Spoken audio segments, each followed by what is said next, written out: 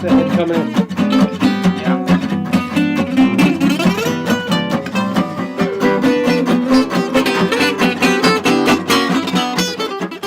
My name is Doug Munro, and I'm a guitar player, composer, educator, arranger, just sort of an all-around in the trenches, working stiff guitar guy. And I'm related to a very famous composer named Harry Warren.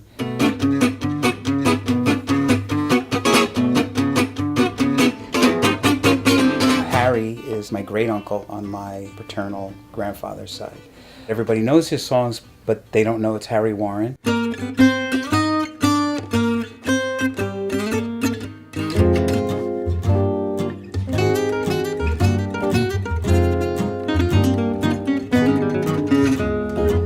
He was one of the first composers that composed almost exclusively for film. I feel it's a great thing to take these wonderful songs and put a gypsy swing style arrangement to them, because they're both from the same time period. They're both from the 30s and 40s. I think it would be great just to let people know who Harry Warren is, with arrangements that are in the style of Django Reinhardt and Stéphane Grappelli.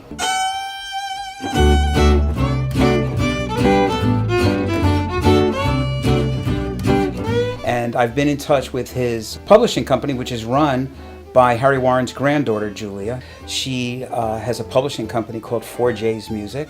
And so it's fun to think of it as almost sort of like a family type project. He would have really enjoyed it. He would have enjoyed your style too. The legacy of Harry Warren is very far-reaching. I'm so happy to have you and this wonderful album that you've created as part of Harry's legacy.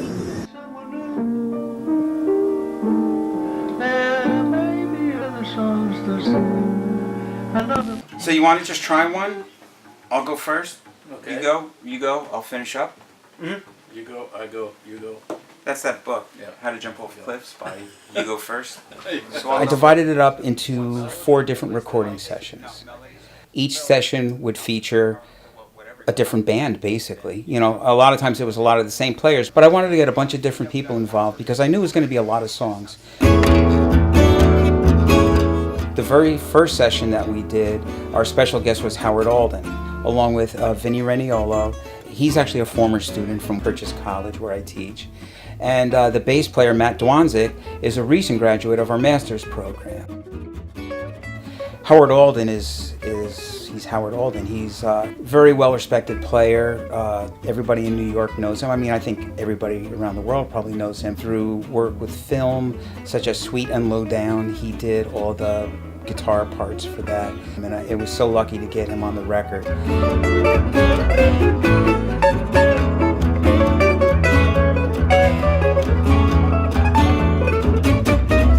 The second session featured another great guitar player, New York guy, Vic Juris.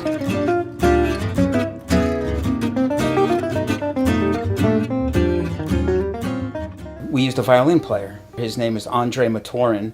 When I did a big band arrangements of Django Reinhardt songs, Andrei was one of the featured soloists on that, so it was great that we were able to grab him.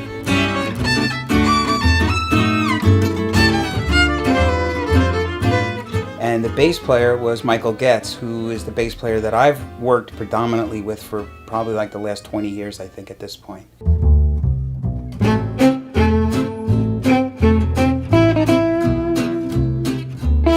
The third session was special in that it was a reuniting of my original gypsy group called La Pompe Attack. The group consists of my friend Michael Goetz on bass, Ernesto Pugliese on guitar, and Howie Bujese on fiddle. Besides being a great swing player, he's a tremendous bluegrass player, and I just love the way he plays. He brings his own thing to every song.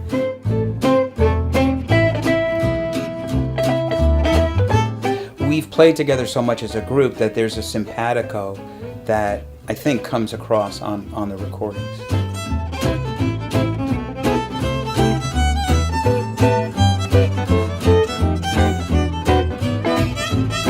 final session was me, Vinny Raniolo.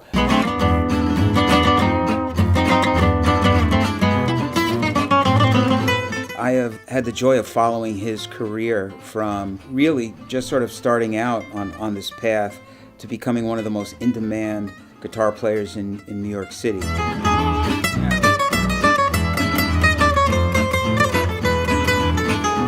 We had a great rhythm guitar player. His name is Ted Gottsegen. Ted has toured all over the world and plays rhythm guitar for just the biggest names in gypsy swing.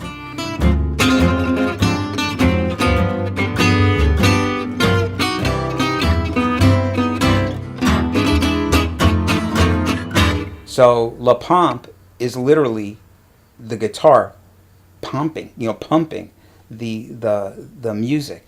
And so Ted is one of the greatest, around.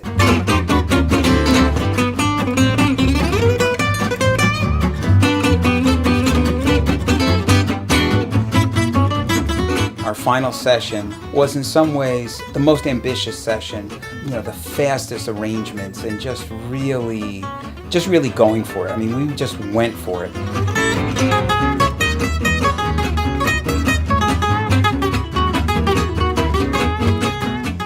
All the songs on this record are also relatively short. There's a couple of songs that come in under 3 minutes.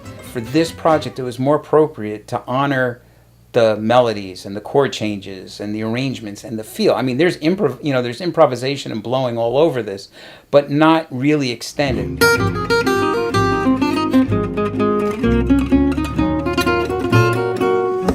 So when people come to the live show, they'll get to experience the other aspect where they will get to interact with the band, we get to interact with them, and a lot of times that's through a little bit of a more extended improvisation.